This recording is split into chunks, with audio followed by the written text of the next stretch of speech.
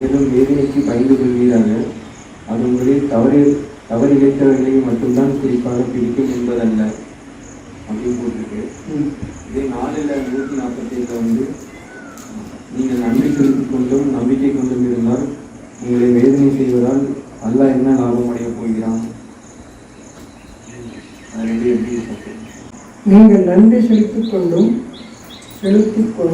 நம்பிக்கை கொண்டும் இருந்தால் உங்களை வேதனை செய்வதால் அல்லாஹ் என்ன லாபம் அடையப் போகிறான்? அல்லாஹ் நன்றி ஏற்பவனாகவும் அறிந்தவனாகவும் இருக்கின்றான். நீங்கள் நன்றி செலுத்திக் கொண்டும் நம்பிக்கை கொண்டும் இருந்தால் உங்களை வேதனை செய்வதால் என்ன லாபம்? இறைவனுக்கு என்ன லாபம்? நான் இறைவனுக்கு நன்றி செலுத்திக் கொண்டிருக்கின்றேன், நம்பிக்கை கொண்டும் இருக்கின்றேன். இப்பொழுது இறைவனுக்கு என்னை வேதனை செய்வதால் என்ன லாபம்? இந்த கேள்விக்கும் இதில் என்ன சொல்லப்படுது? வேதனைக்கு பயந்து கொள்வீராக. அது உங்களை தவறிழைத்தவர்களை மட்டும்தான் குறிப்பாக பிடிக்கும் என்பதல்ல. நீங்க கேள்வி என்னவாக இருக்கு அப்படின்னா,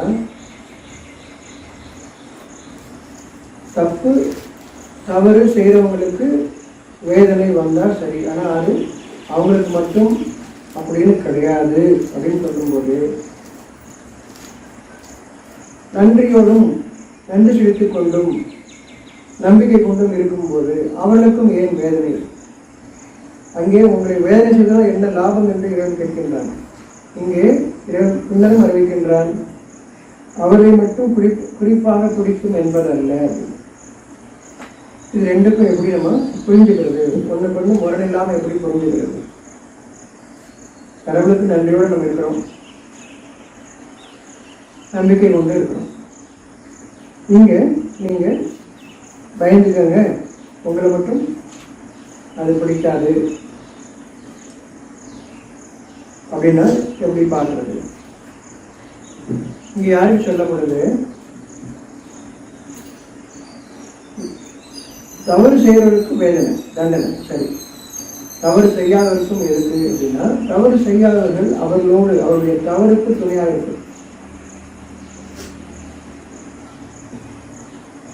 தவறுக்கு துணையாக இருக்கும் பொழுது நீங்கள் நன்றி செலுத்திக் கொண்டும், அது நன்றி செலுத்தும் போது அவர்கள் தவறுக்கு துணையாக இருப்பாங்களா? இறைவனை நினைவு கொடுக்கும் போது தவறான ஒன்று இருக்குமா? இங்க இருக்காது. இறைவனை மறந்தனே இருக்கும்போது நமக்கு என்னன்னா, இந்த கோடை தாண்டி உள்ள போயிடுச்சுன்னா நமக்கு பாதுகாப்பு கிடையாது. வீட்டுக்குள்ள வந்துட்டா பாதுகாப்பு நினைக்கிறோம். போயிருந்தால் நீங்கள் உறுதியாக கட்டப்பட்ட கோட்டைகளில் இருந்தாலும் அப்படின்னு சொல்லும்போது நம்ம சிலவற்றை இது பாதுகாப்புன்னு நினைக்கிறோம். அப்படி இருந்துக்கிட்டு இருந்தா நம்மளுக்கு ஒன்றும் செய்யாது. ஆனால் இறைவனை தடுப்பது எந்த ஒன்றும் இல்லை. இறைவனை தடுப்பதுனால என்ன அர்த்தம்? நாம் எந்த எண்ணத்தில் இருக்கின்றோமோ அதற்குரிய முடிவு. நீங்கள் நன்றி கூறிக்கொண்டும் நம்பிக்கை கொண்டும் இருந்தால் என்ன லாபம் சொல்லும்போது, இறைவனுக்கு வேலை செய்தாலும் என்ன லாபம் சொல்லும்போது ஒரு லாபமும் இல்லை. அதனால வேலை கொடுக்க மாட்டான். அப்ப வேதனை ஏன் வருது? உங்களுக்கு வேதனைக்கு பயந்து கொள்வீராக இங்கே சொல்லப்படுது. அநியாயத்துக்கு துணையா நிற்கிறது, தப்புக்கு துணையா நிற்கிறது. நான் அப்படி இல்லையே. நம்ம தப்புன்னு சொன்ன ஊருக்கு நடக்கிறத மட்டும் சொல்லணும். அவன் சண்டை போட்டுட்டாங்க, இந்த நாடு இந்த ஊரு சண்டை போட்டுது, அதுல நான் துணையா இல்லை அப்படின்னு சொல்றீங்க. ஆனா உங்களை அதெல்லாம் சொல்லவே, அதை பத்தி கேட்கவே இல்லை. நம்ம கிட்ட அதை பத்தி கேட்கவே இல்லை. நம்மளை பத்தி யார் ஒருத்தரையும் பத்தி கேட்கப்படுதுன்னா அவரையும் அவருடைய குடும்பத்தாரையும் முதல்ல. உங்களை தவிர நீங்க சரியா தான் இருக்கிறீங்க. சரியா? நம்பிக்கை கொண்டும் நன்றி கொண்டும் இருக்கிறீங்க. உங்களை வேலை செய்வதால் என்ன லாபம்? தெளிவா இருக்கா? ஆனா நீங்க தவறுக்கு துணையா இருக்கிறீங்க. யாருக்கு? உங்களுடைய தந்தையர், உங்களுடைய தாய்மார், உங்களுடைய கணவன் மனைவி, உங்களுடைய பிள்ளைகள், சகோதரர்கள், உறவு நட்பு, இவர்கள் தவறு செய்யும் போது நீங்க துணையா இருக்கீங்க. இருக்கிறாங்களா? அப்ப எப்படி துணையா இருக்கிறீங்க? அது எங்க அங்க என்ன மறைச்சிச்சு உங்களை? நீங்க எப்படி அவங்கள உங்க இறைவனை விட்டுட்டு இணை வச்சீங்க? அவங்கள நீங்க காப்பாத்துறீங்கன்னு நினைச்சீங்களா? கணவன் எல்லா கேடுகளும் செய்கிறார், மனைவி கோயில் கோயிலா சுத்திட்டு இருக்காங்க, அவருக்கு சேர்த்து என்ன தப்பிச்சுலாம் நினைக்கிறீங்களா? அதெல்லாம் கதை சொல்றீங்க. எவனுக்கு பின்னாடியே போய் வீடை வாங்கிட்டு கொண்டு இல்லை அப்படின்னு அந்த கதையெல்லாம் சொல்லி என்ன சொல்ல வர்றீங்க நீங்க? அது என்ன உண்மை இருக்கு? புருஷன் தப்பு பண்ணா ஊரே அழிக்கிறேன், புருஷன் தப்பு பண்ணா புருஷன் அழி ஊரே இருக்கிறீங்க. என்ன கதை சொல்ல வர்றீங்க நீங்க? இறைவன் தெளிவாக இருக்கின்றான், நீங்கள் நன்றி கூறிக்கொண்டும் நம்பிக்கை கொண்டும் இருந்தால் உங்களை வேலை செய்ய மாட்டாங்க. அப்போ எல்லாரும் தானே பிடிக்குது, கணவனையும் பிடிக்குது, மனைவியும் பிடிக்குது, அப்பாவும் பிள்ளையும் அண்ணனும் தம்பி எல்லாருக்கும் தானே பிடிக்கிறது, எல்லாருக்கும் தானே பிடிக்குது. அப்போ எல்லாருக்கும் தானே சொல்லப்படுறது. நீங்க ஒருத்தர் எல்லாருக்காக நல்லது சம்பாதிச்சிங்கன்னா அவங்க எல்லாத்துக்கும் நான் நல்லது தருவேன் அப்படின்னு சொல்லியிருக்கானா? அப்படி சொல்லியிருக்கானா? ஒரு காலம் வரை உங்களுக்கு நன்மை தரலாம். நீங்கள் இருக்கும் வரை, நல்லா செஞ்சுட்டு இருக்கிற நீங்க இருக்கும் வரை அவருடைய கேடுகளை உங்களை பாதிக்காத ஒரு காலம் வரை தான். ஆனா நீங்க கடைசி வரைக்கும் துணையாதான் இருப்பாங்க, கெட்டதுக்கு துணையா இருப்பீங்க அப்படின்னா அவங்களுக்கு வரக்கூடியது உங்களுக்கும் வரும். இப்பதான் அவர்கள் செய்யும் தவறுக்கு உங்களுக்கும் வரும். உங்கள் கதைகள் எல்லாம் பாருங்க, கணவன் அரக்கன், மனைவி கடவுள் பக்தன். நீங்க நிறைய பேரை பார்க்கலாம் அந்த மாதிரி.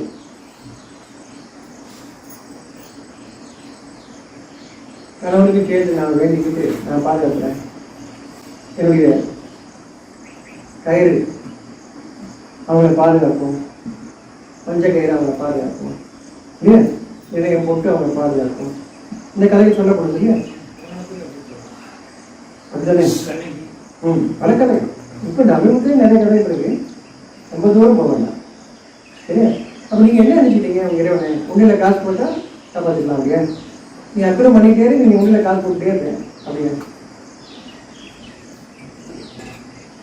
இது அனைத்தும் போய் அதனால எந்த பரிகாரமும் உங்களுக்கு உதவாதுன்னு சொல்லுங்க.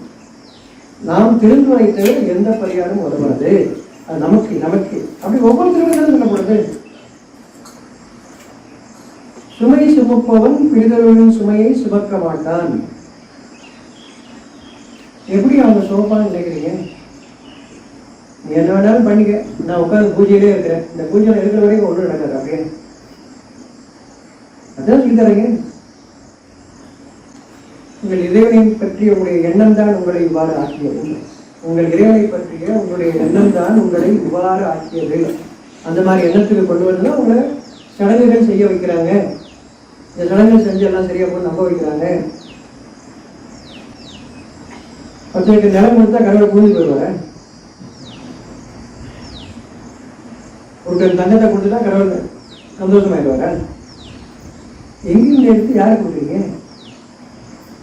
கேட்டேன். அதை கேட்டால் நான் புரிஞ்சுவேன்னு சொன்னேன். அவனுக்கு ஏதாவது தேவை இருக்கா? அப்படிப்பட்டவன் தேவையுடைய ஒருவன் படைப்பாளன். அவன் நம்மிடம் இருந்து எதிர்பார்ப்பதெல்லாம் நம்மிடம் ஒவ்வொருத்தருக்கு இருந்து அந்த ஊர் தலைவர் மட்டும் பண்ணா போதும், மற்றவங்களை பற்றி நான் கண்டுக்க மாட்டேன் அப்படியே. குடும்ப தலைவர் மட்டும் சரியா இருந்தா போதும், மற்றவங்களை பற்றி நான் கண்டுக்க மாட்டேன் அப்படி எங்கேயா வாக்கு கொடுத்துருக்காங்க? அப்படி வாக்கு உங்களுக்கு கொடுத்துருக்கா? ஒவ்வொருவரையும் அறிவிக்கின்றான். அவனுடைய பார்வையில் அனைவரும் சமம், ஒவ்வொருவரும் அவனுக்கு பணிந்திருக்குன்னு சொல்றான். எங்க வீட்டுல எங்க அப்பா மட்டும் கோயிலுக்கு போவாரு, அதனால எல்லா புண்ணியமும் எங்களுக்கு வந்துடும் அப்படியா? அப்படின்னு நினைச்சிட்டு கோயிலுக்கு வேணா வருமானம் வரும், ஒருத்தரா அவங்க கொடுக்குறாரு அப்படின்னு. அதை தவிர அந்த வீட்டில் அத்தனை பேருக்கு நன்மை வரும்னு அப்படி இல்லை. இறைவனுடைய பார்வையில் அனைவரும் சமம், அனைவரும் இறைவனை பின்பற்ற வேண்டும். அவன் அதை மட்டும்தான் பின்பற்ற. என்ன அர்த்தம்? உங்கள் உணர்வில் உங்களுக்கான நன்மைகளை நான் அறிவிக்கின்றேன், அந்த நன்மையை பின்பற்றுங்கள். உங்களுக்கான நன்மையை பின்பற்றுங்கள். இதுதான் இறைவன் எதிர்பார்க்கும். இறைவன் நம்முடைய இருந்து எதற்காக படைத்திருக்கிறேன் என்று கூறுகின்றான்? என்னை வணங்குவதற்காக. அப்படின்னா என்ன அர்த்தம்? நான் உங்களுக்கு உங்கள் தேவையை அறிவிக்கின்றேன், அதன்படி வாழுங்கள். இதுதான் அவனை வழிபடுவது. எனக்கு என்ன வேணுமோ அது எனக்கு அறிவிக்கின்றான். எனக்கு நெருக்கமானதும் எனக்கு பிடித்தமானதும் பற்றி எனக்கு அறிவிக்கின்றான். அதை நீங்கள் வழிபடுங்கள். அவ்வளவுதான். அவன் நம்மளிடமிருந்து எந்த தேவையும் இல்லாதவன். ஆனா இப்ப நீங்க யார் ஒருவரும் அக்கிரமத்துக்கு துணை போனால், அக்கிரமம் எங்க? நான் அமெரிக்கா பண்ற அக்கிரமத்துக்கோ ரஷ்யா பண்றாங்க அப்படி யாராவது வேற இந்த நாட்டோட பிரசிடண்டா இருந்தா கூட கொஞ்சம் யோசிக்கலாம். இல்லையா? அவர் யோசிக்க மாட்டேங்கிறார். அது வேற விஷயம். எந்த நாட்டு பிரசிடண்ட் யாரும் யோசிக்கிறது? அதை பற்றி யோசிக்கிறது அது அங்கே போக வேண்டாம். இறைவன் அப்படி அதெல்லாம் சொல்லவே இல்லை. இறைவன் நாடுகளை பிரிக்கவே இல்லை. அவர் பூமியை படைத்தார். அவர் நாம் பிரித்து கொண்டோம். நம்ம பண்ற தப்புக்கெல்லாம் அவர் மேல படுத்துறது. அவன் அப்படி எதுவுமே சொல்ல, அப்படி ஒண்ணுமே நமக்கு அறிவிக்கல. நம்ம தீமைக்கு நாம் துணை இருந்தால் நம்ம வீடு கிடைக்கும். எனக்கு எதை பற்றி எந்த ஒரு சம்மந்தமே இல்லையோ அதை பற்றி நான் கேட்க மாட்டேன். இப்போ என்னுடைய குடும்பம் இல்லையா, என்னுடைய உலகம் இருக்கு. என்னுடைய குடும்பம்ன்றது என்னுடைய உலகம். நான் எதெல்லாம் யாரெல்லாம் சந்திக்கின்றேன் இவரெல்லாம் என்னுடைய உலகம். அந்த உலகத்தில் அக்கிரமத்துக்கு துணைவாய். உங்க ஏமாத்துறான், சொல்லாதப்பா, வெளியே சொல்லாதப்பா. அப்ப நீங்க அதுக்கு சொல்ல போறீங்க. இப்ப அவனுக்கு வரக்கூடிய இருக்கு, அவன் ஏமாத்துறதுனால வரக்கூடிய இருக்கு, அது உங்களுக்கு தான் வரும். ஒரு காலம் வரை பாதுகாக்கலாம். அப்ப நீங்க நினைக்கிறீங்க, நான் நன்றியோட தான் இருக்கேன், இல்லை வழிபடுறேன்ல, நல்லா தானே வாழ்றேன், அவன் தானே தப்பு பண்றான், அவன் அவனுக்கு சொல்ல போறாங்க. திருந்ததுக்காக எடுத்து சொல்லு, அவனை காட்டி கொடுக்கணும்னு சொல்லலை. அதை அப்படி சொல்லு. அந்த தவறை ஏற்றுக்கொள்ள நான் ஏற்றுக்க மாட்டேன். அது உன்னுடைய விஷயம். தவறை நான் ஏற்றுக்கொள்ள மாட்டேன். உன்னை நான் ஏற்றுக்கிறேன். ஆனா நீ பண்ற தவறை நான் ஏற்றுக்க மாட்டேன். மனிதனை பிரிக்காதீர்கள். மனிதன் இருக்கும் அந்த கேடுகளை நாம் விலகிக்கொண்டே ஆக வேண்டும். அதை விட்டு விலகிக்கொண்டே ஆக வேண்டும். அது யாராக இருந்தாலும். அப்படி இல்லைன்னா அவர்களுக்கு வரக்கூடியது நமக்கு வரும்.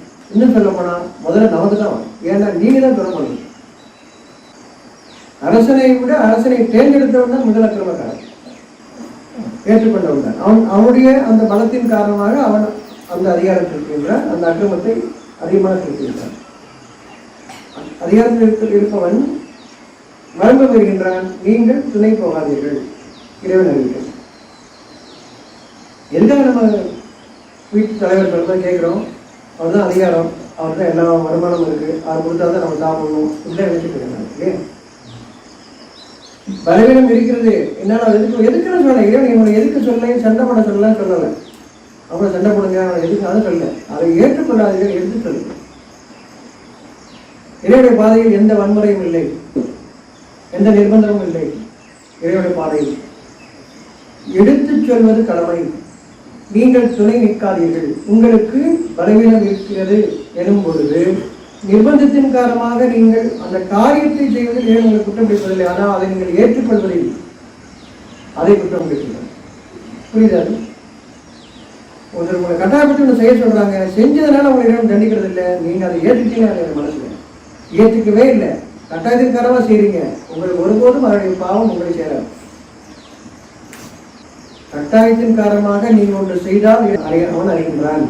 ஆனால் நீங்கள் விரும்பிய அதற்கு துணை இருந்தால், தவறிழைத்துகளை மட்டும்தான் குறிப்பாக பிடிக்கும் என்பதல்ல. புரியுதா? நம்பிக்கை கொண்டும் நினைவு குறை கொண்டு விழுந்தால் உங்களை வேதனை செய்வதால் என்ன லாபம் என்று கேட்ட இறைவன் வேதனை உங்களை தவறு செய்வதை மட்டும்தான் குறிப்பாக பிடிக்கும் என்பதல்ல என்று கூறியதன் நோக்கம் புரியுதா? நீங்கள் தவறுக்கு துணையாக இருக்காது என்பதன் அர்த்தம். அது யாராக இருந்தாலும் நம்ம வீட்டு பிரச்சனை யாருக்கு தெரியாது கிடைக்கிறீங்க. ஆனால் உங்களை படைத்தவன் பார்த்துக் கொண்டிருக்கிறான் என்பதை மறந்து விட்டீர்கள். நம்ம வீட்டில் தான் இருக்கோம், பூஜையிலும் அந்த பக்கம் இருக்கு, கோயில் நம்ம தள்ளி இருக்கு, யாருக்கு தெரிய போகுது அப்படின்னு. உங்களை சதா பார்த்தவன் இருக்கின்றார். சாட்சி உங்களுடைய கண்களும் உங்களுடைய தோள்களும், அது சாட்சி சொல்லும். வாய் மட்டும் பேசணும், மற்றதெல்லாம் சாட்சி சொல்லும். எல்லாம் சாட்சி சொல்லும். அன்று எல்லாம் சாட்சி சொல்லும். அவன் கேள்வி கேட்கும் போது உங்கள் வாய்களை தவிர அனைத்தையும் சாட்சி சொல்லும். சரியா? இறைவனுடைய வாக்குகளில் எந்த குழப்பமும் இல்லை, தெளிவாக இருக்கிறது. அதன் காரணமாக இறைவனுடைய நீங்க எவ்வளவு பெரிய ப்ரோக்ராம் எழுதினாலும் சரி, எத்தனை கோடி பேர் சேர்ந்து எழுதினாலும் சரி, நீங்க மறுபடியும் ரெஃபர் பண்ணிட்டே இருக்கு, அது கம்ப்ளீட்டா இருக்காது, தவறு எழுதிட்டே இருக்கும். அதனால ஹேக் பண்ணி உள்ள போக முடியும். இறைவனுடைய அப்படி எந்த குழப்பமும் இல்லை. இறைவனுடைய வாக்குகள் மிக தெளிவானவை, எந்த குழப்பமும் அதில் இல்லை. மனிதனுக்கு வழிகாட்டக்கூடியவை, எல்லா காலத்திற்கும் பொருந்தக்கூடியது. அதன் காரணமாக அது இறைவாக்கு எல்லா காலத்திற்கும் எல்லா மனிதருக்கும். ஒரு தடவை ஒன்று சொன்னா, சார் இது எனக்கு மட்டுமா இல்லை குழந்தைகளுக்கும் வயசானவர்களுக்கும் பெண்களுக்கும் அப்படி கேட்கிறாங்க. அப்படி அவனை பிடிச்சி வச்சிருக்காங்க. அதாவது தண்ணி குடிங்க அப்படின்னு சொன்னா, குழந்தைங்க குடிக்கலாமா, பெரியவங்க குடிக்கலாமா, அந்த மாதிரி இறைவனிடமிருந்து ஒன்று வரும்பொழுது எல்லாருக்கும் அது பொருந்தும். இறைவனிடமிருந்து ஒன்று வரும்போது அது எல்லாருக்கும் பொருந்தும். நான் மாறி இருந்தால் தவிர இறைவனிடமிருந்து ஒன்று வரும்பொழுது அது அனைவருக்குமே பொருந்தும். எந்த குழப்பம் இல்லை. அதன் காரணமாக இறைவாக்கு. அதனால்தான் இதுவே புத்தகம். இந்த புத்தகத்தை போன்று நீங்கள் ஆகுங்கள். உங்கள் மனதை புதுப்பித்துக் கொள்ளுங்கள். இந்த புத்தகம் உங்கள் மனதை புதுப்பிக்கிறது. புத்தகம் நீங்கள் தான் புத்தகம். மனம் புதுப்பித்தால் அது புத்தகம். அகம் இல்லையா? அகம், நம்முடைய மனம் அகம் புதுப்பிக்கப்பட வேண்டும். அதை புதுப்பிக்கக்கூடிய புத்தகம் இறைவனுடைய புத்தகம் மட்டும்தான். இறைவன் நமக்கு தெளிவுபடுத்தக்கூடிய அந்த புத்தகம் மட்டும்தான். அதை கொண்டுதான் அது இறை புத்தகம் என்று அறிவித்தால் நமக்கு வழிகாட்டக்கூடிய புத்தகம். இறைவன் இறை அப்படின்னு சொன்னால் நல்லது என்னத்துக்கு வாங்க, அது நமக்கு பிரிவு இல்லை. நீங்கள் புரிஞ்சுக்கிட்டீங்கன்னா அவங்க என்ன வேணாலும் சொல்லட்டும், இறைவன் சொல்லட்டும், ஆண்டவன் சொல்லட்டும், கர்த்தர் சொல்லட்டும், அல்லா என்ன வேணாலும் சொல்லட்டும், நமக்கு வித்தியாசம் பார்க்க மாட்டோம். கடவுளை அல்லான்னு சொல்றான், கடவுளை கர்த்தர்னு சொல்றான், கடவுளை முருகன் சொல்றான் அப்படின்னு மட்டும் பார்ப்போம். வித்தியாசம் பார்க்கணும். நல்ல மனிதனாக இருக்கிறாரான்னு மட்டும் தான் நம்ம பார்ப்போம். யார் ஒருத்தரையும் நல்ல மனிதர்களாக அவர் இருக்கிறார்களான்னு மட்டும் தான் பார்ப்போம். வேற எதுவுமே பார்க்க மாட்டோம். அந்த மனதிற்கு வாருங்கள். அப்படிதான் நம்ம மனுஷனா இருக்கிறோம். ஏன்னா ஒரு கூட்டமா இருக்கலாம், வெள்ளாட்டு கூட்டம், செம்மறியாட்டு கூட்டம், அந்த மாதிரி ஏதோ கூட்டமா இருக்கு.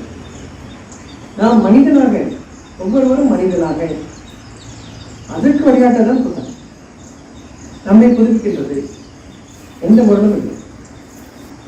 நம்ம வாழ்க்கையிலிருந்து நமக்கு விளங்கிக்கிறதுக்காக தான். எடுத்து வாசிச்சுட்டு எதை கருத்துலிட்டே போகலாம். அதை நிறைய இருக்கு. அப்படி ஒப்பி போறது இல்லை. நமக்கு என்ன தேவை இருக்கு அது மட்டும் பாருங்க. அதற்காகத்தான் கேள்வி இருக்கான்னு கேள்வி இருக்கா, கேள்வி காரணம் நமக்கு உள்ள விஷயம் மட்டும் பார்க்கணும். உலகத்துல பல விஷயம் நடக்குது. அதுக்கெல்லாம் நம்ம பதில் தர வேண்டிய அவசியம் இல்லை. நம்மிடம் உம்மிடம் வராதவர்களை பற்றி ஒரு கேள்வி கேட்கிறார்கள். அப்படிப்பட்ட கேள்வி நமக்கு வழிகாட்டாது. அப்படிப்பட்ட கேள்விகள் நமக்கு வழிகாட்டாது. எந்த கேள்வி எனக்கு வழிகாட்டும்? எனக்குள் ஒரு கேள்வி எழுகிறது. அந்த கேள்விக்கு நான் பதில் தேடும்போது அதிலிருந்து புத்தகம் நமக்கு விளக்கம் தருகிறது. அது எனக்கு வழிகாட்டும், எனக்கு உதவியாகவும் இருக்கும்.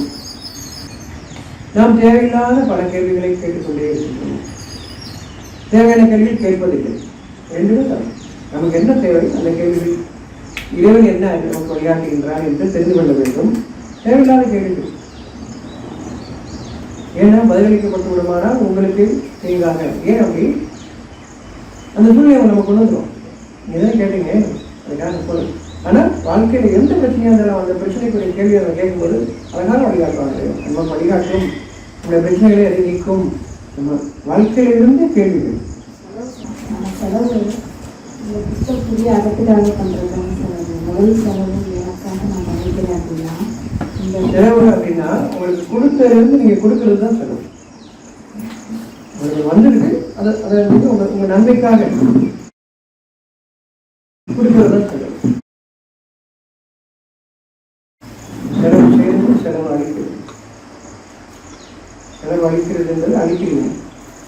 செலவு செய்யறது நன்மைக்காக செய்யும். உங்கள் இறைவனுடையது அப்படின்னு எண்ணத்தை கொண்டு நீங்கள் செய்யும்போது தாராளமாக இருக்கீங்க.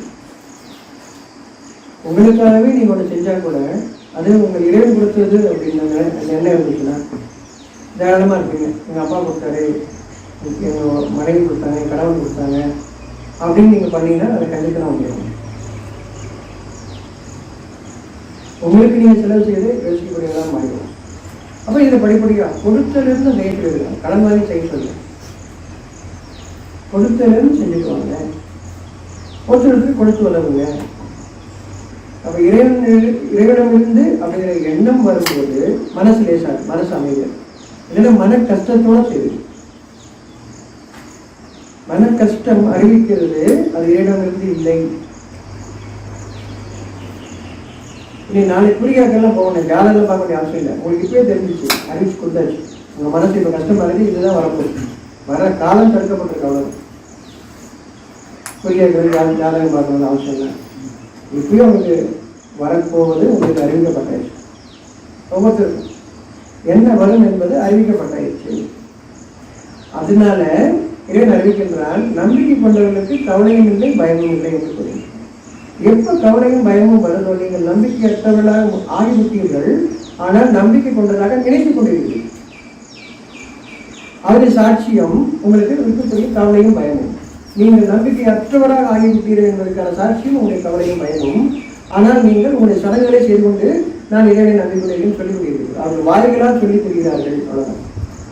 நம்பிக்கை கொள்ளவில்லை, வாய்களால் சொல்லித் தருகிறார்கள் நான் நம்பிக்கை கொண்டவன், அல்லது தன்னுடைய அடையாளங்களை காட்டிக் கொண்டிருக்கிறார்கள், நான் நம்பிக்கை கொண்டவர்கள் காட்டியிருக்கிறேன்.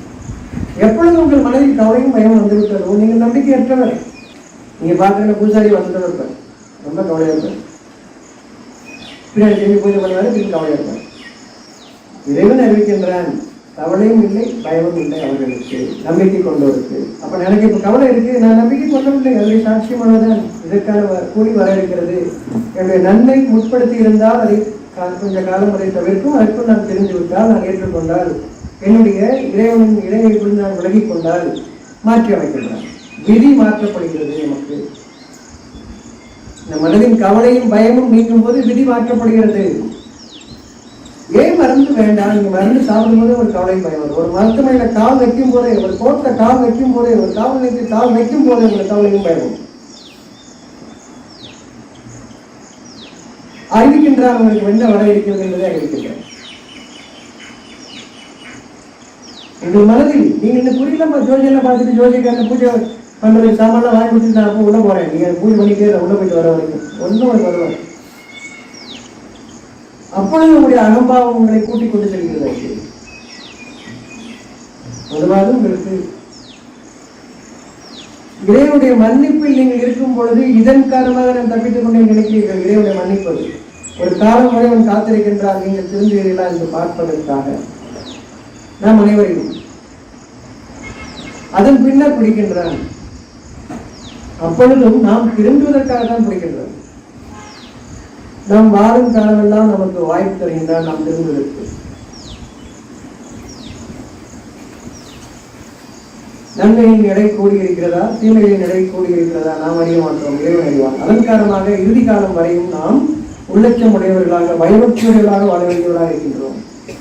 பயபக்தி என்பது உடலில் நான் காட்டிக்கொள்வதல்ல, வேஷங்களை விட்டு காட்டிக்கொள்வதல்ல. பயபக்தி என்பது பயபக்தி நான் என் இறைவன் எனக்கு என்னை ஏற்றுக்கொள்ள வேண்டுமே என்ற அந்த எண்ணம் சதா, நான் அதில் தவறிழைத்து விடக்கூடாது என்று, என் நன்மைகள் இன்னும் என்ன பாக்கி இருக்கு என்று தெரியவில்லையே, இதெல்லாம் பயபக்தி.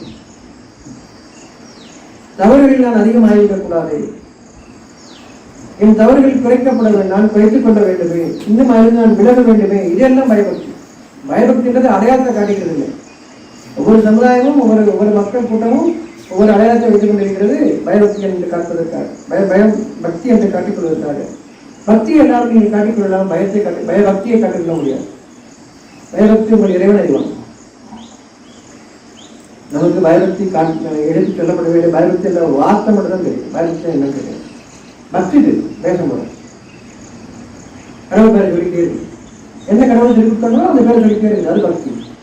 அதே பக்தி அது போதும் நினைக்கிறேன். இல்லை, பயபக்தி வேண்டும், பயபக்தி வேண்டும். பயபக்தி என்றால் பயந்து நடுங்குவதில்லை, கைகால் உதவுவதில்லை.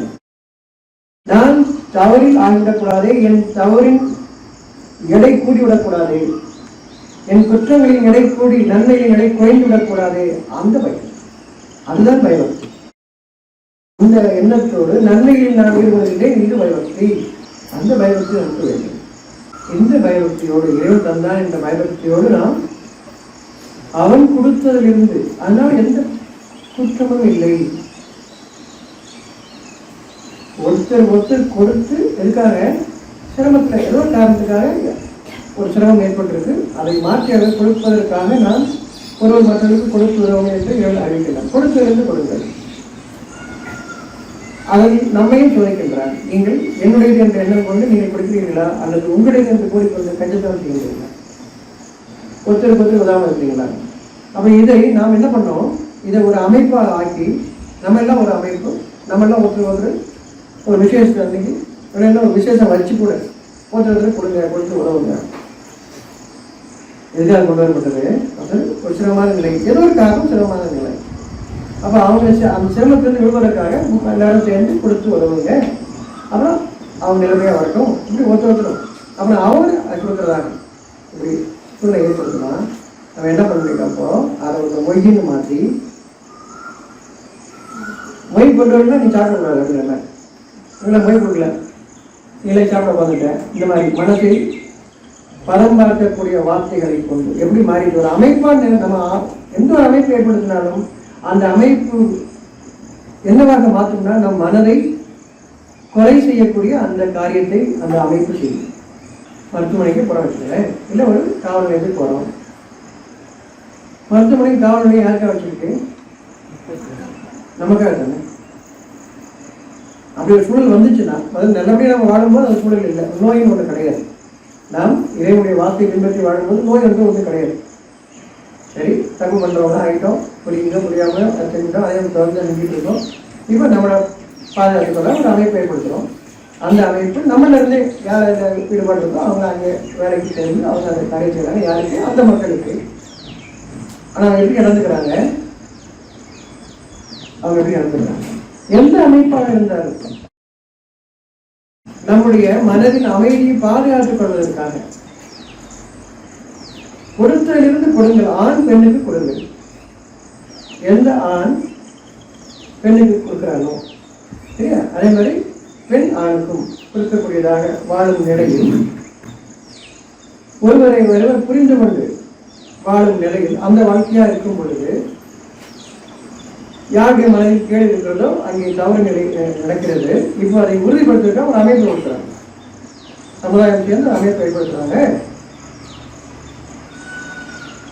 ஊராரெல்லாம் சேர்ந்து சாட்சியாக இருந்து இந்த வாழ்க்கை மன வாழ்க்கை என்று சொல்கிறது. ஒரு அமைப்பா மாத்துறாங்க. அமைப்புனா என்ன? எல்லாரும் சாட்சியா வர்றீங்க. அப்ப இனிமேல் பயப்படாதப்பா, அவங்க வாழ முடிச்சு உன்னை வச்சு காப்பாற்றுவாங்க. இதுதானே அமைப்பு. உறுதி தரது. எல்லாரும் சேர்ந்து வர்றதுக்காக எல்லாரும் சேர்ந்து ஒரு ஊரார் முழுவதும் சேர்ந்து பெரியவர்களால் நிச்சயிக்கப்பட்டிருக்க சொல்றதுக்காக எல்லாரும் சேர்ந்து உறுதி தரீங்க. எப்போ உனக்கு பயப்படாத, வாழ முடிச்சு உனக்கு வேண்டியதான் தேவை, நீ அவங்களுக்கு வேண்டிய நீ உனக்கு கொடுத்தலேருந்து உனக்கு கொடுத்த அதிகாரத்திலிருந்து அவங்களுக்கு அவங்களுக்கு கொடுத்தலேருந்து அவங்களுக்கு செய்வாங்க. இதை உறுதிப்படுத்துறது தான் எல்லாரும் ஒன்று சொல்றாங்க இல்லையா? பெரியவர்களால் அப்படின்னு சொல்றதுதான் இருக்காங்க. பொருட்களிலிருந்து அது கொடுப்பார்கள் என்பதை உறுதி செய்கிறார். இறைவன் அப்படிதான் சொல்லியிருக்கான். அந்த எண்ணத்துல தான் ஒருவர் மற்றவரோடு நல்லிணக்கம் ஏற்படுது. ஒரு ஆணும் பெண்ணும் நல்லிணக்கம் எப்படி ஏற்படுது, நல்லெண்ணம் எப்படி ஏற்படுது, நமக்கு வேண்டியதை அவங்க செய்யறாங்க, நல்லபடியா பார்த்துக்கிறாங்க. அதானே அப்போ ஒரு காலம் வரை புரிந்து கொண்டு இப்போ நமக்கு நல்லபடியா செய்யறாங்க, நல்லபடியா பேசுறாங்க, எனக்கு உதவி செய்யறாங்க, கஷ்டத்துல உதவியா இருக்காங்க, இதெல்லாம் தெரிஞ்சு நடந்துட்டு இருந்தது. இப்போ யாருடைய மனதில் குறை இருந்ததோ கேடு இருந்ததோ அவர்கள் செய்த தவறின் காரணமாக அமைப்பாக மாறுது. அமைப்பாக மாறி இனிமேல் இப்படிதான் பண்ணணும், எல்லாரும் சேர்ந்து இந்த மாதிரி பண்ணணும், இந்த மாதிரி பண்ணணும் அப்படிலாம் பண்ணுங்க. இப்போ என்ன ஆகுது? அது இல்லைன்னா உங்களுக்கு ஒருத்தர் ஒருவர் உறுதியாக வாழ்வதற்காக சொன்னது உறுதிப்படுத்தி அவர் நம்ம வாழ செய்வார்கள். அப்புறம் என்ன ஆயிடுச்சு? இப்போ கொடுக்குறதே இல்லை இல்லையா? சம்பளம் இல்லாத ஒரு வேலைக்கு ஆள் வச்ச மாதிரி ஆகுது. அப்படி மாறிடுச்சு பல காலமா. அவங்க எதுவுமே கேட்க முடியாது. கடைசி வரைக்கும் யாரை கல்யாணம் பண்ணாலும் கடைசி வரைக்கும் கூட தெரியாது. அன்னைக்கு தான் தெரியும் இவர் தானே அப்படி இவங்க தானே. அந்த மாதிரி எல்லாம் அந்த அமைப்பு மாற்றிக்கிட்டே வந்துச்சு. நம்ம புரிந்து கொண்டு வாழ்ந்தால் தானே. அப்புறம் என்ன நடக்குது? பஞ்சாயத்து தான். ஏன் எல்லாரும் பஞ்சாயத்து தான். அது சொந்தத்தில் பஞ்சாயத்து இங்கே முடியல, ஊர் கூடி ஊர் பஞ்சாயத்து வரும். ஏன் முதல்ல வீட்டு பஞ்சாயத்து, சொந்தக்காரங்க பஞ்சாயத்து, அப்புறம் ஊர் பஞ்சாயத்து வரும். இப்போ ஊர் பஞ்சாயத்து கிடையாது, நேராக கோர்ட். இல்லையா? அமைப்பாக நாம் ஒன்றை ஏற்படுத்தும் போது மனசுல கடவுளுக்கு பயபக்தியோடு இல்லை அப்படின்னா, கடவுளுக்குன்னா நல்லதுக்குன்னா, நல்லதுக்கான பயபக்தி நமக்கு இல்லை அப்படின்னா, நீங்க எந்த அமைப்பை ஏற்படுத்தினாலும் நம்மளா நினைச்சுக்க வேண்டியதான். இவங்கெல்லாம் வந்தால பிரச்சனை தீர்ந்துடும், இந்த அமைப்பு வந்தா தீர்ந்துடும், அரசர் இருந்தால் தீர்ந்துடும், சோசியலிசம் இருந்தால் தீர்ந்துடும், கேபிட்டலிசம் இருந்தால் தீர்ந்துடும், டெமோக்ரஸி இருந்தால் தீர்ந்துடும். இப்படி நம்மளால நினைச்சிக்க வேண்டியதான். அது இருக்கும், நம்ம இருக்கணும்ல. இறுதியாக மனிதன் தான் இங்க இருக்கு. ஒரு மனிதனுடைய மனம் தான் இங்க நடக்குது. அது எந்த இதாக இருந்தாலும், அரசனாக இருந்தாலும் சரி, அது சோசியலிசமாக இருந்தாலும் சரி, கேபிட்டலிசமாக இருந்தாலும் சரி, இல்லை வலது இடதாக இருந்தாலும் சரி, என்னவாக இருந்தாலும் அங்கே உட்காரக்கூடிய அந்த மனிதனுடைய தன்மையில் மாறுது இல்லையா? அப்ப மனிதன் தானே மாறணும். ஒவ்வொரு மனிதனும் தனி மனிதன் தானே. அப்போ ஒவ்வொரு மனிதனும் பயபக்தியுடன் இருக்கும் பொழுதுதான் நாம் விரும்பும் அந்த வாழ்க்கை. சட்டப்படி நடந்தாலே அப்படின்னு சொல்றீங்க. சட்டம் சரியா தான் இருக்கு. சட்டத்தை நடைமுறைப்படுத்துறது யாரு? நடைமுறைப்படுத்துறது யாரு? இப்ப அவர்களுக்கான வழிகாட்டுதல் எங்க இருக்கு? சட்டமே வழிகாட்டிடுமா? சில நேரத்தில் சட்டத்தை மீறி செய்ய வேண்டியிருக்கு, சட்டத்தை ஒதுக்கீடு செய்ய வேண்டியிருக்கு. அப்படிலாம் பண்ணக்கூடாது. அப்படியே சீக்கிரட்டு ரகசிய காப்பு பிரமாணம் ஏன் மாட்டேங்க. சட்டத்தை மீறி சில காரியம் செய்யணும், ஆனால் அது வெளியே சொல்லக்கூடாது. அதுதான் ரகசிய காப்பு பிரமாணம் இல்லையா? அப்படி ஒன்றும் கிடையாது, தெரியாது. சட்டம் இருக்கு. சட்டம் எதுக்காக இருக்கு? மனுஷனை நல்லபடியா வாழ்றதுக்காக. மனுஷனை கண்ட்ரோல் பண்றதுக்கோ தவறு செய்வதற்கோ சட்டம் இல்லை. தவறு செய்யாம இருக்கிறது தான் சட்டம். சில ஒழுங்கு ஏற்படுத்தப்படுது. அந்த ஒழுங்கு யாராவது தவறும் போது சில நேரத்தில் அந்த சட்டத்திற்கு மீறி சில காரியம் செய்ய வேண்டிய சட்டம் அதை எதிர்பார்க்க, இந்த சூழலை எதிர்பார்க்கவே இல்லை. இப்படி ஒரு சூழல் வரணும், சட்டத்துக்குள்ள அது இல்லை. இப்போ சட்டத்தை ஓரம் வச்சுட்டு நடக்க வேண்டிய நல்ல காரியத்தை செய்யணும். அதற்கு மனிதன் தானே வேணும், மெஷின் செய்யாது. ஒரு இயந்திரம் செய்யுமா? அதை எந்திரம் செய்யாது, மனிதன் தான் செய்வது. அப்ப அந்த மனிதன் கட்டுப்பட்டவனாக, புத்தகத்திற்கு வேதத்திற்கு கட்டுப்பட்டவனாக, தன் மனதின் சாட்சியத்திற்கு, தனது பயபக்தி உடையவனாக அப்படி இருக்கும்போதுதான் அது நிகழும். அப்ப நம்ம எங்க விட்டுட்டு வரணும்? சட்டத்தை இருக்கிறதுல தண்டனை கடமைப்படுத்துறதுல இல்லை. மனிதன் மனிதனாக வந்ததுக்கான வழி அறிவிக்காம நீங்க தண்டனை மட்டும் படிக்கிறேன், நீங்க தண்டனை பண்ணிட்டேன்னா நான் எப்படி வாழ்வேன்னு எனக்கு தெரியாம சட்டம் மட்டும் போட்டீங்கன்னா எப்படி? நான் சட்டத்தை ஏமாற்றப்பட்டதை யோசிப்பேன். அப்படிதானே? அது மட்டும் செய்வேன். அப்போ மனிதனாக வாழ்வதற்கான வழியை நாம் அறிவிக்காமல் அதை பற்றி எந்த ஒரு புரிதலோ நடைமுறைப்படுத்துதலோ இல்லாத நிலையில வெறும் சட்டத்தை மட்டும் கொண்டு செய்வதற்கில்லை. இறை சட்டம். அந்த இறை சட்டம் மனதில் நமக்கு இறைவன் அறிவிப்பதை கொண்டு கொடுத்ததை கொடுக்காத போதுதான் பிரச்சனை. அதே மாதிரி கொடுக்காததை கொடுக்க சொன்னாலும் பிரச்சனை. நமக்கு என்ன கொடுத்துருக்கணும் அதிலிருந்து கொடுங்கன்னு சொல்றோம். அவ்வளவுதான் இறைவன் அறிவிப்பது. இறைவனுடைய பாதை மிகவும் லேசானது. நம்ம எல்லாம் வெளியே பார்க்கணும், உள்ள பார்க்க மாட்டேங்கிறோம். கடந்து உள்ளவாங்க, கடவுள் கடந்து உள்ளவாங்க. உள்ள நான் என்ன உள்ளத்துல என்ன அறிவிக்கிறோனோ அதை கவனிங்கன்னு சொல்றோம். அங்க என்ன கொடுத்துருக்கணும் அதுல கொடுத்துட்டு வாங்க. அப்ப செலவு செய்யுங்க. இப்ப இவ்வளவு விஷயம் பார்க்கும்போது எதையுமே நான் சரி பண்ண முடியாதுன்னு தெரியுது. இப்ப எதை சரி பண்ண முடியும்? என்னை சரி பண்ண முடியும் இல்லையா? யாரும் தன்னை சரி செய்து கொள்ள முடியும். அப்ப வேதமும் தன்னை சரி செய்து கொள்வதற்கு தான் வழிகாட்டுகிறது. ஊரை சரி செய்வதை பற்றி வேதம் அறிவிக்கவில்லை. உங்கள் சட்டங்கள் பூரா ஊரை சரி செய்வதற்காக. வேத சட்டம் ஒவ்வொரு மனிதனும் தன்னை சரி செய்வதற்காக. தன்னை சரி செய்து கொள்ளாமல் ஊரை நீங்கள் திருத்த முடியாது. இப்போ வேதத்தை கொண்டு அறிவிப்பவர்களும் ஒவ்வொருத்தருக்கும் தனித்தனியாக. அதனாலதான் குடும்பத் தலைவர் ஒன்று பண்ணால் எல்லாருக்கும் சரியா பண்ண அப்படி இல்லை. உங்களுடைய நீங்கள் நன்றி குறிக்கொண்டும் நினைவு குறிக்கொண்டும் இருந்தால் உங்களை வேதனை செய்வதால் என்ன லாபம் என்று கேட்பது அதன் காரணமாக தனித்தனியாக. ஆனால் தவறு இழைத்தவருக்கு நீங்கள் துணையாக இருந்தால் அந்த வேதனை உங்களுக்கும் உண்டு என்று கூறும் காரணமும் அதுதான். ஒவ்வொருத்தரும் தனித்தனியாக, ஒவ்வொருத்தருக்கும் தனித்தனியாக கொடுக்கப்பட்டிருக்கு. அதை கொண்டு கொடுங்க. அப்ப கணவன் ஆக இருக்கக்கூடியவர்கள், அந்த குடும்பத்தின் தலைவராக இருக்கக்கூடியவர் தலைவிக்கும் கொடுங்கள். அவரும் உங்களை போன்று தன்னுடைய தேவைக்கு செலவு செய்வதற்கு நீங்கள் கொடுங்கள்.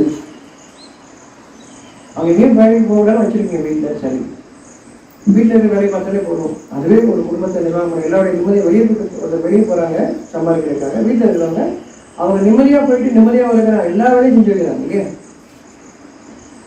சம்பாதம் வேண்டாம், நானும் சம்பாதிக்கிறேன் அப்படிலாம் இல்லை. நீ சம்பாதிக்கிறதுக்கு வேண்டிய அமைதி நிம்மதியும் வேண்டியதெல்லாம் செய்யக்கூடியதை வீட்டில் இருக்கிற பெண்கள் செய்யறாங்க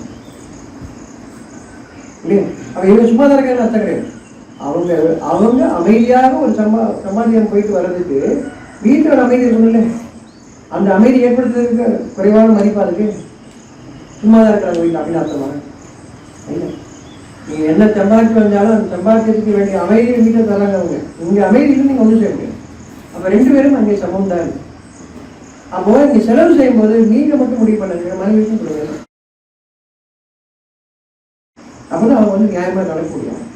அந்த பெண் அவள் நியாயமாக நடக்க முடியும், கொடுத்திருந்து கொடுக்க முடியும் இல்லையா? ஏன்னா புண்ணிய வீட்டுக்காரர் செய்வாரு, அக்கிரமமாக செய்வாரு.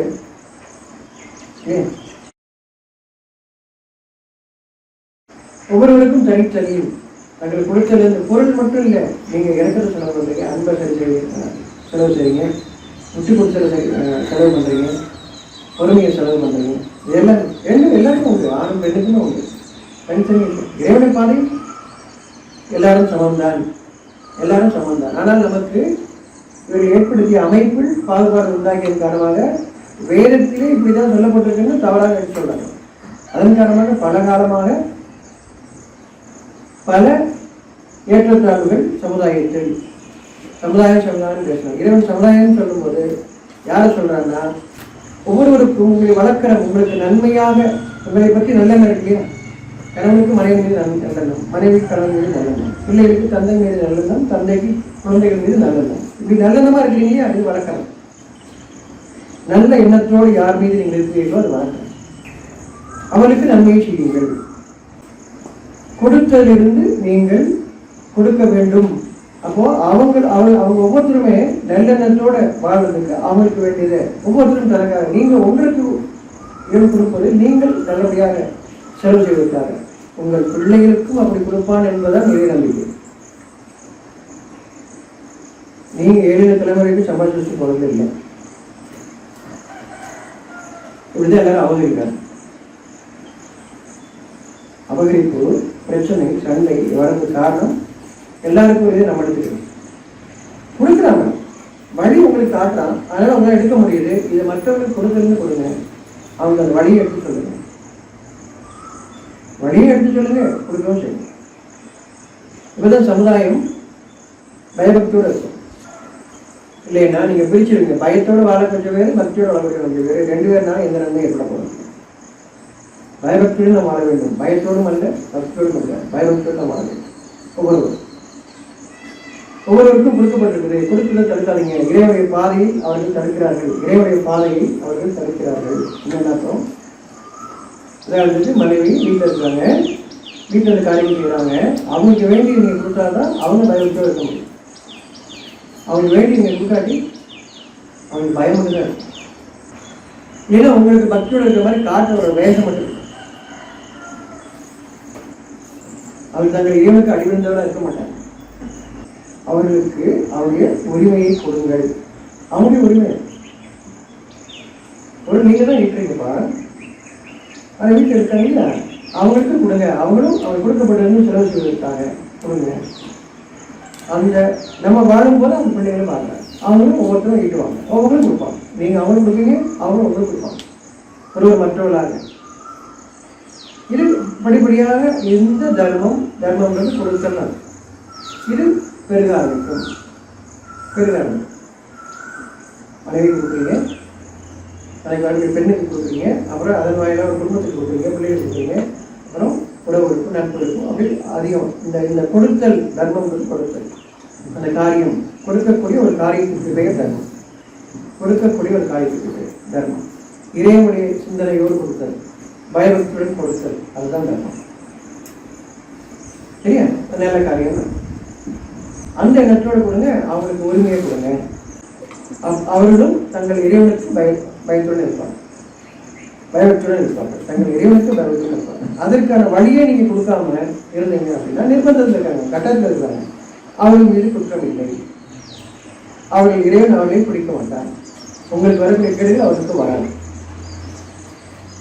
ஏன்னா கட்டாயத்தின் காரணமாக அவர்கள் வாழ்வதன் காரணம். இப்போ நீங்க அவர் புரித கொடுத்துருங்க, அவங்களுக்கு புரியுது. அவர்கள் இப்பொழுது நியாயமாக வாழ்கிறார்களா? ஒவ்வொருவரும் தங்களுக்கு தங்கள் உணர்வு அறிவிக்கக்கூடிய அந்த பயபக்தியான பாதையில், இறைவனுடைய பாதையில் நீங்கள் வாழ்க்கை வாழ்கிறீர்களா என்பதை ஒவ்வொருவருக்கும் மனதாக ஆகிவிடும்.